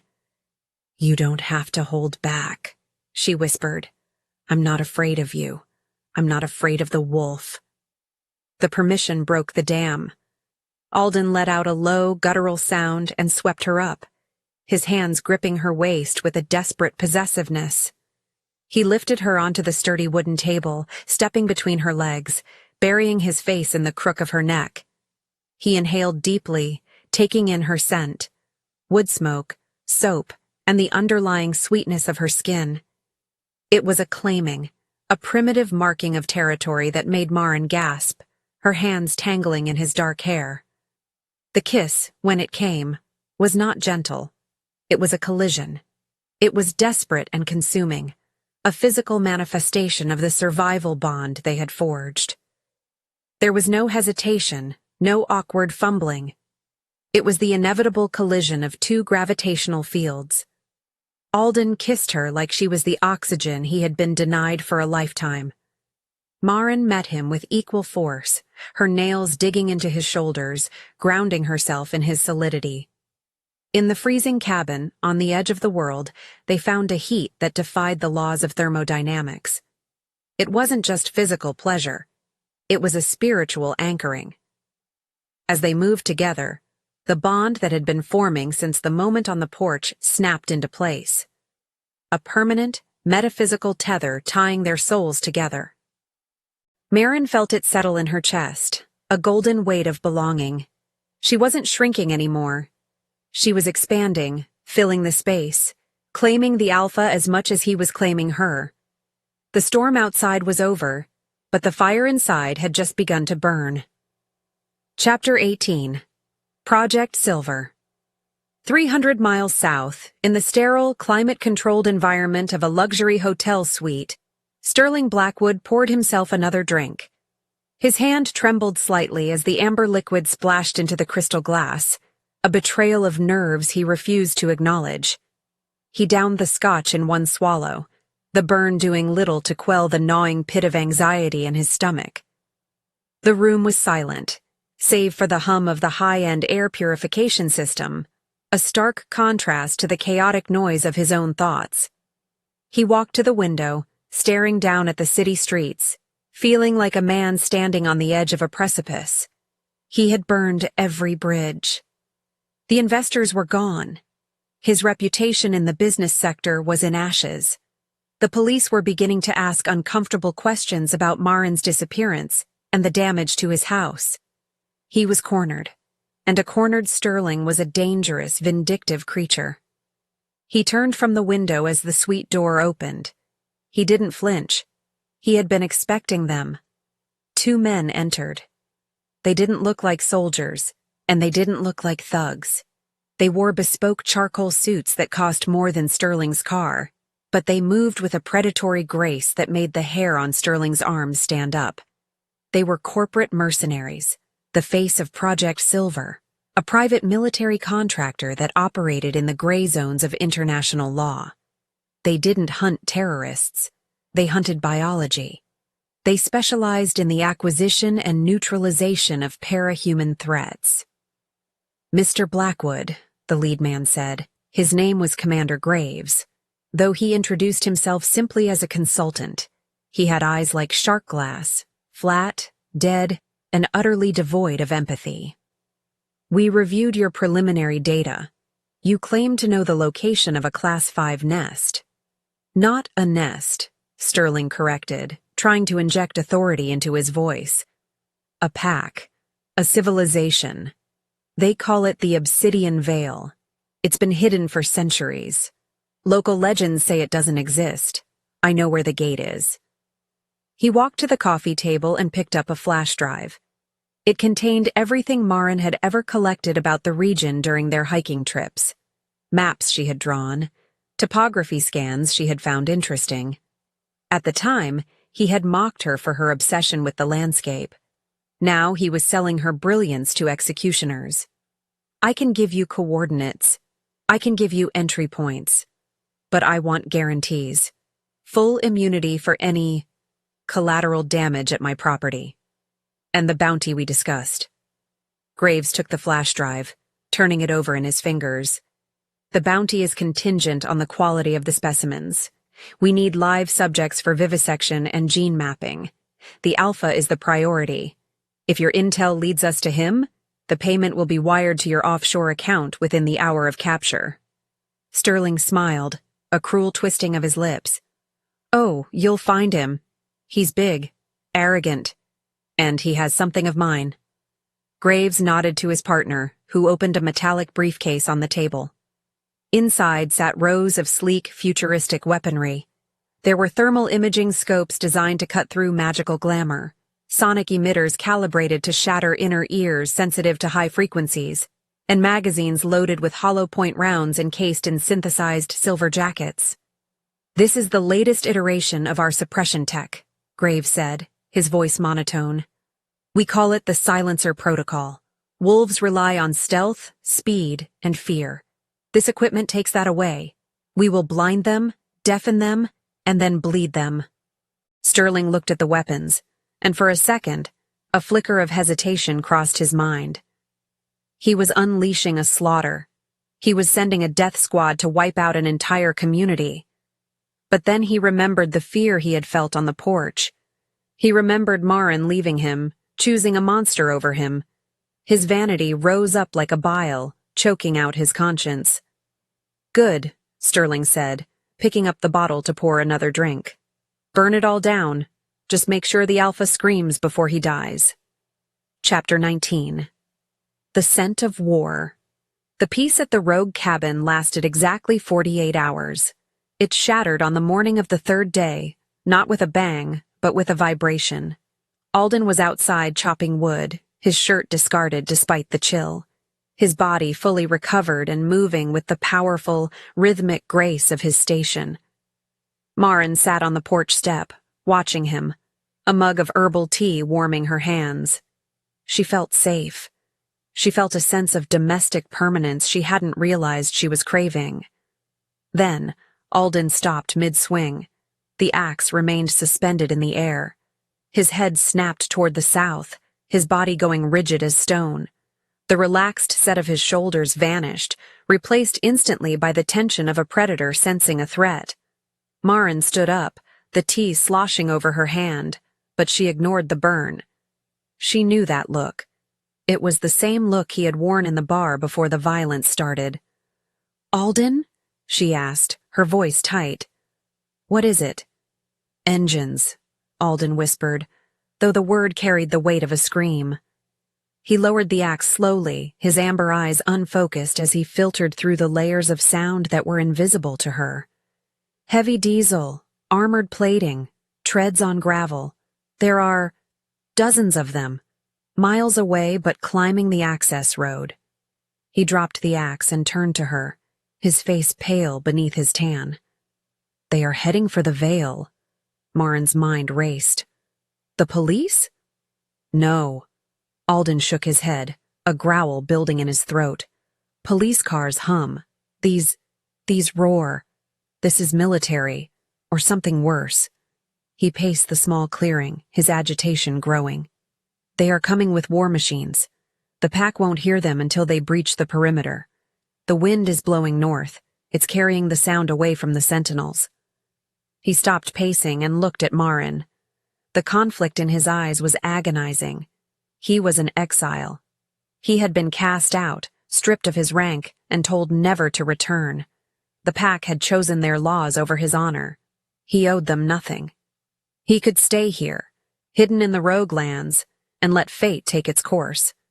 He could keep Marin safe, but he was an alpha. The title wasn't just a ring on a finger. It was woven into his DNA. He could not listen to the slaughter of his kin and do nothing. I have to go, he said, the admission tearing out of him. I can't let them die, Marin. Even the elders. There are pups in the nursery. There are families. I know, Marin said, stepping off the porch. She didn't argue. She didn't beg him to stay. She walked past him into the cabin. Alden followed her to the doorway. You stay here. It's too dangerous. If they have military tech. Marin emerged from the cabin. She had pulled on her boots and was zipping up her heavy coat. In her hands, she held the portable radio they had scavenged from the sedan's emergency kit and the topographic map she had found in the cabin's cupboards. Her face was set in a grim, determined line. She didn't look like a refugee anymore. She looked like a general. I'm not staying, she said, her voice brooking no argument. You can fight them with claws and teeth, Alden. But if this is a military operation, you're going to lose. You don't know how they think. You don't know their formations. I know strategy.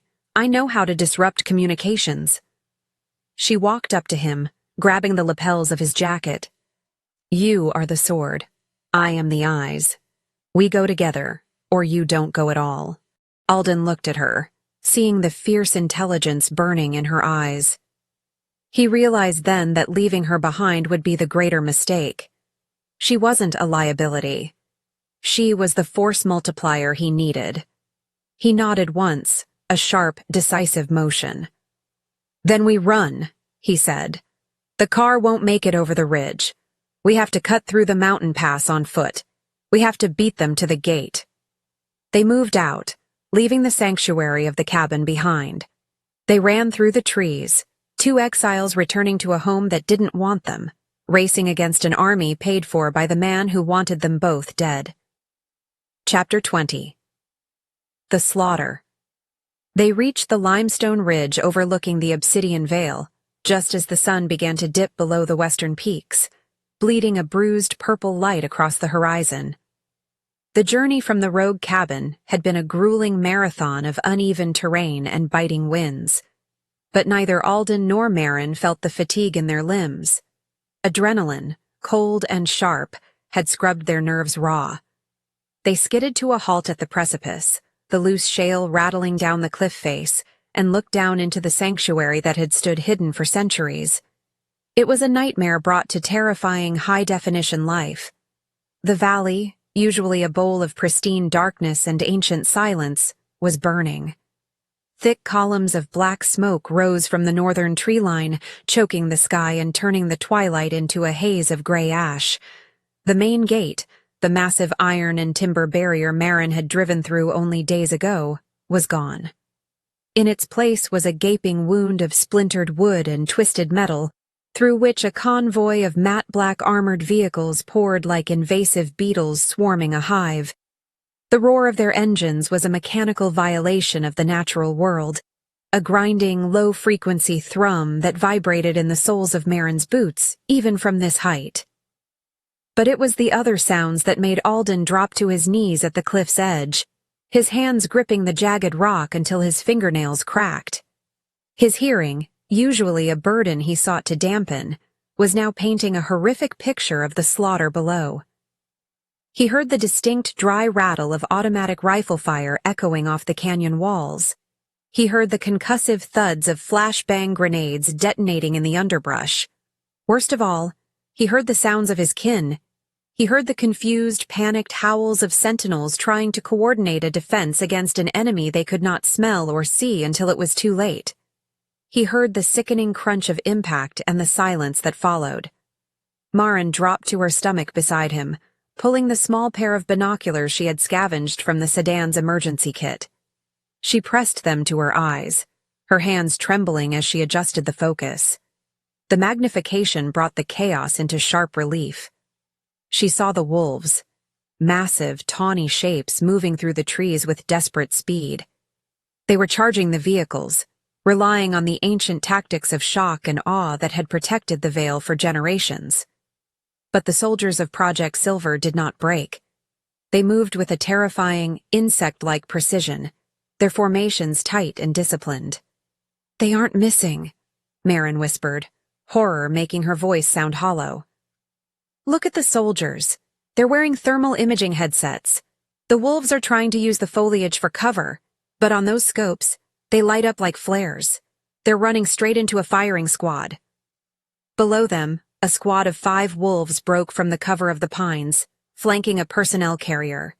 It was a brave maneuver, led by a gray-furred wolf Maren recognized as Elias. But before they could close the distance, the soldiers atop the vehicle swiveled a mounted turret. It didn't fire bullets.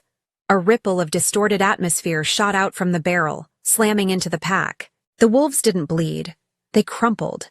They collapsed mid-stride, thrashing on the ground, clawing at their ears as if trying to dig out the sound. "Sonic weaponry!" Alden snarled, the sound ripping from his throat. "They are shattering their equilibrium. A wolf cannot fight if it cannot stand. They are hunting us like vermin." He made a move to rise, his muscles coiling to launch himself down the treacherous slope, but Maren grabbed his wrist. Her grip was iron hard. "Stop! Look at the formation, Alden. Don't just look at the blood. Look at the movement." Alden forced himself to freeze, fighting every instinct that screamed at him to tear throats. He looked. He saw the armored vehicles fanning out in a wide crescent. He saw the infantry units moving in synchronized sweeps, pushing the wolves back from the perimeter, herding them toward the center of the valley floor where the packhouse stood exposed. "It's a pincer movement," Maren analyzed, her mind shifting into the cold, calculated state that had saved her life a dozen times in Sterling's house. "They are cutting off the retreat routes to the high ground. They're driving the pack into a kill box. If the wolves cluster around the pack house to protect the elders and the nursery, the soldiers will just encircle them and burn it down. Your pack is reacting to pain, not strategy. They are losing because they are fighting a modern war with claws." Alden looked at her, the golden fire in his eyes swirling with a mixture of rage and devastation.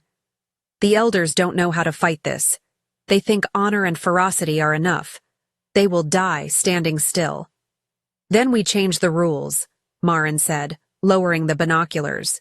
She turned to face him, the wind whipping her hair across her face, but her eyes were steady. "I can't fight down there. I'm human. One sonic blast and I'm useless. But I can see the board. I can see the flows."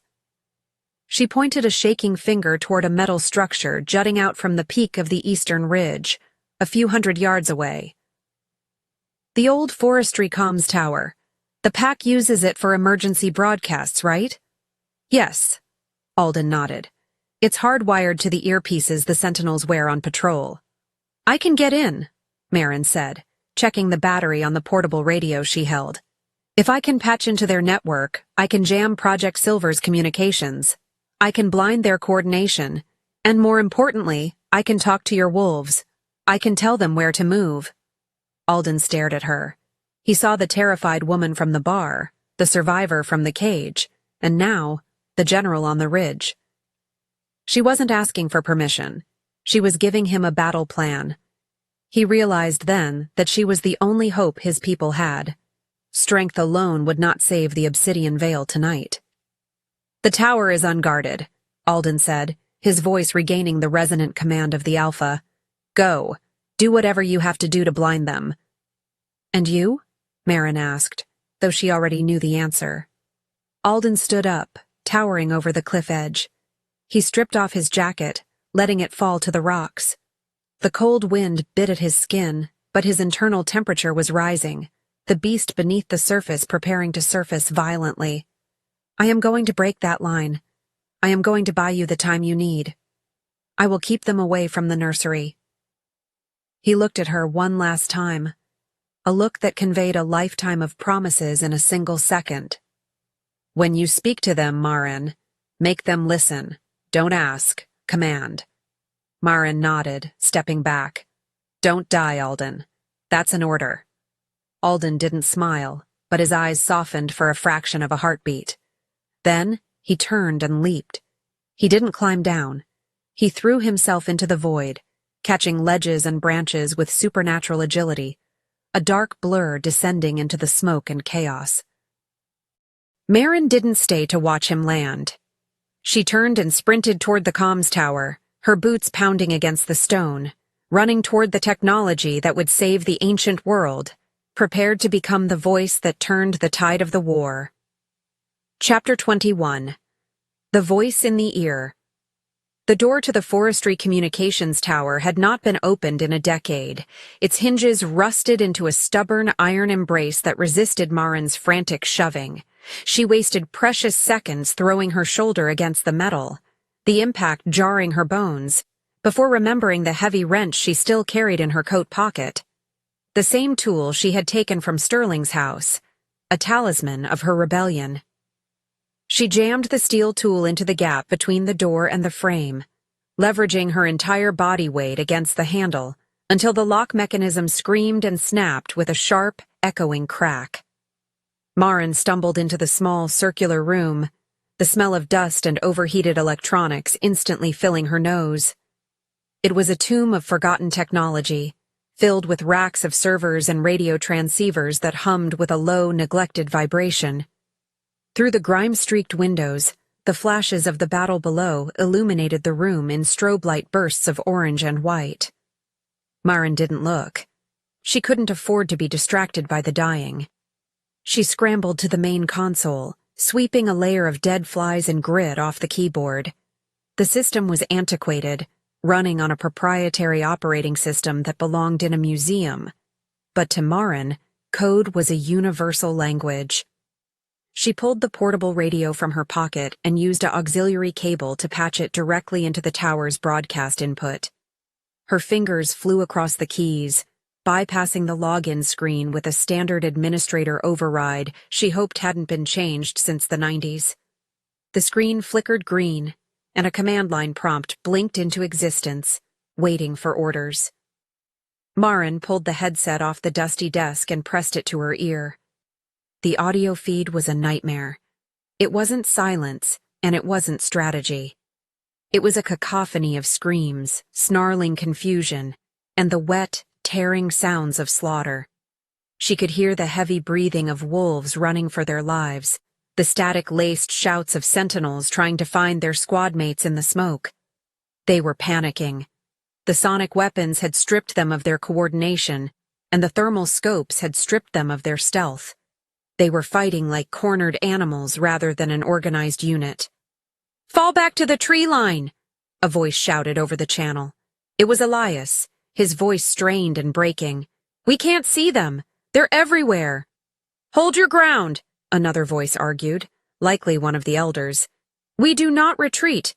We are the Obsidian Veil." "You are dying," Marin whispered into the microphone, her finger hovering over the broadcast button. She took a breath, steeling herself. She was about to interrupt a sacred frequency, to inject a human voice into the mind of every wolf in the valley. They would hate her for it. They might kill her for it later. But if she stayed silent, there would be no later. She pressed the button. "This is Marin," she said, her voice steady and amplified, cutting through the chaos in every earpiece on the battlefield. "If you want to survive the next 5 minutes, you will stop talking and listen to me." The reaction was immediate. A chorus of growls and confused shouts erupted over the line. "Who is this? Get off the channel! It's the human! The stray!" "Shut up!" Marin snapped, her voice cracking like a whip. "The enemy is using thermal imaging scopes. They can see your body heat through the trees. That is why you can't hide. That is why they are picking you off before you even see them. You are glowing targets in the dark." Silence fell over the comms, heavy and stunned. Maren didn't wait for permission to continue. She looked at the map she had spread out on the console, overlaying the tactical movements she had observed from the cliff. "Elias, take your squad to the Eastern Creek. It's glacial runoff. Get in the water. Coat your fur in the mud. It will mask your heat signature. Do it now." I take orders from my alpha," Elias stammered, confusion warring with desperation. "Your alpha is currently tearing through the southern blockade to buy you time," Maren said, her eyes fixed on the distant figure of Alden, who had just crashed into the enemy line like a meteor made of fur and fury. "I am his eyes, and right now, I am the only thing standing between you and extinction. Get in the water, Elias." There was a pause, an agonizing stretch of seconds where the fate of the pack hung in the balance. Then, she heard the splash of heavy bodies hitting water. "We are in," Elias reported, his voice shivering. "The mud is freezing." "Stay low," Maren commanded, her fingers flying across the keyboard to access the jamming frequency. "Wait for my signal to flank. I'm going to make you ghosts." Chapter 22. Ghost in the Machine. The battlefield was a chaotic chessboard, but from the tower, Maren could see every piece. She worked with a feverish intensity, sweat causing her shirt to stick to her back despite the drafty room. She had identified the frequency Project Silver was using to coordinate their pincer movement. It was a sophisticated, encrypted channel, but Maren didn't need to decrypt it. She just needed to destroy it. She routed the tower's maximum power output into a localized broadcast loop, a wall of white noise designed to drown out everything else in the spectrum. Down in the valley, the effect was instantaneous. Inside the armored vehicles and the high-tech helmets of the mercenaries, the clear, precise orders of their commander were replaced by a deafening, high-pitched screech. Soldiers clutched their headsets, tearing them off, cursing as their tactical awareness vanished. The coordinated sweep faltered. The pincer movement stalled as squads lost contact with each other, hesitating in the smoke. "Their comms are down," Maren reported to the pack, her voice the only clear thing in the valley. "They are confused. Now we turn the tables. Elias, flank left. They can't see you with the mud coating. Target the sonic emitters first. Tear the cables, break the dishes. Do not engage the soldiers until the big guns are silent." Elias and his squad moved. To the soldiers looking through their thermal scopes, the wolves had simply vanished, their heat signatures masked by the freezing mud of the creek. The mercenaries swept their rifles back and forth, aiming at ghosts. The first sign of the counterattack was the sound of metal shearing as Elias lunged from the darkness, his jaws closing around the delicate wiring of a sonic cannon mounted on a jeep. The weapon sparked and died. "Sector 4, move up," Maren directed, feeling a rhythm take over. She was no longer a logistics manager. She was a conductor of violence. "There is a gap in their line near the ridge. 3 soldiers, isolated. Take them." The wolves obeyed. They moved with a renewed confidence, trusting the voice in their ears because it was delivering results. Maren guided them through the blind spots of the enemy formation. She warned them when reinforcements were turning a corner. She told them when to hold still and when to strike. The tactical Luna, as the younger wolves would later call her, was dissecting a modern military operation with nothing but a topographic map and a terrifying intellect. In the center of the fray, Alden was a force of nature. He fought without the benefit of Maren's mud camouflage, drawing the enemy's fire to himself to protect the nursery entrance. He was a whirlwind of claws and teeth, moving faster than the soldiers could track. Bullets grazed him, tearing fur and skin, but he didn't slow down. He heard Maren's voice in his ear, calm and authoritative, guiding the rest of his pack. It fueled him. Every command she gave was a reminder that he was not alone. "Alden?" Maren's voice came through, softer this time, intimate despite the distance. 2 hostiles approaching your 6 o'clock. Suppression rounds. Alden didn't hesitate. He dropped low, spinning on his heel just as the air where his head had been was filled with silver-laced bullets. He lunged, knocking the soldiers aside like bowling pins. He roared, a sound of triumph that echoed across the valley. The momentum had shifted. The soldiers of Project Silver, deprived of their technology and their communication, were realizing they were trapped in a dark forest with apex predators who had just remembered how to hunt. The panic among the mercenaries was palpable. Marin could hear their unencrypted, localized shouts over the feedback loop. "Where are they coming from? I can't see them. Retreat. Fall back to the vehicles." "Do not let them regroup," Marin ordered the pack. "Push them to the river. Drive them out of the Vale."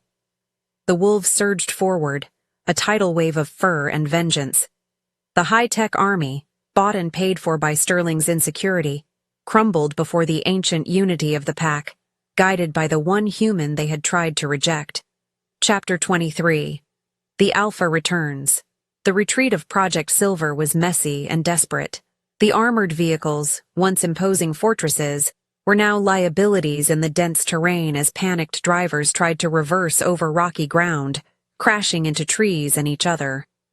The smoke was beginning to clear, blown away by the mountain wind, revealing the wreckage of the invasion. Bodies of mercenaries lay scattered among the ferns, their expensive armor useless against the crushing force of a wolf's jaw. The surviving soldiers abandoned their heavy equipment, fleeing on foot toward the breach in the gate, throwing their weapons down to run faster. Alden stood amidst the carnage, his chest heaving, his coat matted with blood, some his, mostly theirs. He watched the backs of the fleeing men, his amber eyes burning. He didn't pursue the foot soldiers. They were broken. His focus was on the lead vehicle, a massive command truck that was currently trying to execute a 3-point turn on the narrow service road. He could smell the occupant. Beneath the scent of diesel and fear, there was the cloying, distinct aroma of expensive cologne and rot. Sterling. "He's trying to run." Marin's voice cracked over the comms, exhausted but sharp. "The command truck. Sterling is inside." Alden didn't need the direction. He was already moving. He didn't run like a man. He ran like the beast he was, covering the ground in massive, loping strides. The truck's engine roared as the driver slammed on the gas, the tires spinning in the mud. It lurched forward, gaining speed, heading for the exit. Alden intersected its path.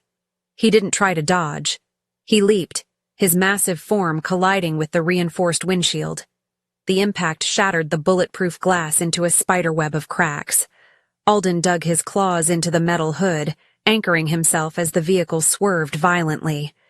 Inside the cab, Sterling screamed, throwing his hands up to shield his face. The driver, terrified by the monster on the hood, lost control. The truck veered off the road, crashing through a barrier of saplings and slamming into the trunk of an ancient oak tree. The airbag deployed with a gunshot crack, filling the cab with dust. Alden ripped the driver's side door off its hinges as if it were made of cardboard. He dragged the unconscious mercenary out and tossed him aside. Then he turned his attention to the passenger side. Sterling was fumbling with the door handle, coughing in the dust, tears streaming down his face. He tumbled out of the truck, landing hard on the mossy ground, scrambling backward on his hands and knees. "Stay back," Sterling shrieked, pulling a small silver-plated pistol from his jacket. His hand was shaking so badly he could barely hold it. "I'll shoot! I swear I'll shoot!" Alden shifted. The transformation was fluid, the fur receding, bones reshaping, until he stood as a man towering over the cowering figure. He was naked, covered in blood and mud, terrified and magnificent. He walked toward Sterling, ignoring the gun. Sterling fired. The bullet went wide, burying itself in the dirt. He fired again, clicking on an empty chamber. Alden reached down, grabbing Sterling by the lapels of his ruined suit, and hauled him to his feet. He slammed him against the side of the truck, the metal groaning under the impact. "You brought war to my home," Alden growled. his face inches from Sterling's. "You hunted my family." "She's mine," Sterling spat, a final, pathetic attempt at dominance. "Marin is my wife. You stole her." "She left you," Alden corrected, his voice low and dangerous. "Because you are small, and you are weak." He raised a hand, his claws partially extending, ready to tear out the throat of the man who had caused so much pain. The primal justice of the wolf demanded blood. It demanded a kill to end the threat permanently. "Alden, stop!" Marin's voice shouted, not from the radio, but from the ridge. She was running down the slope, sliding on the scree, stumbling toward them. Alden froze, his hand hovering near Sterling's neck. He looked up to see her running toward the wreckage. "He deserves to die," Alden said, though he didn't strike. "I know," Marin panted, reaching them. She stopped, breathless, looking at the husband she had feared for 3 years. He looked pathetic now, a small man in a dirty suit, weeping in the grip of a king. "But if you kill him, you make him a martyr. You make this a savage act. We are not savages." Chapter 24. The True Luna. The red and blue lights of police cruisers flickered through the trees at the base of the valley, a belated arrival drawn by the explosions and gunfire. The state police, along with federal agents who tracked domestic terrorism, were swarming the lower road.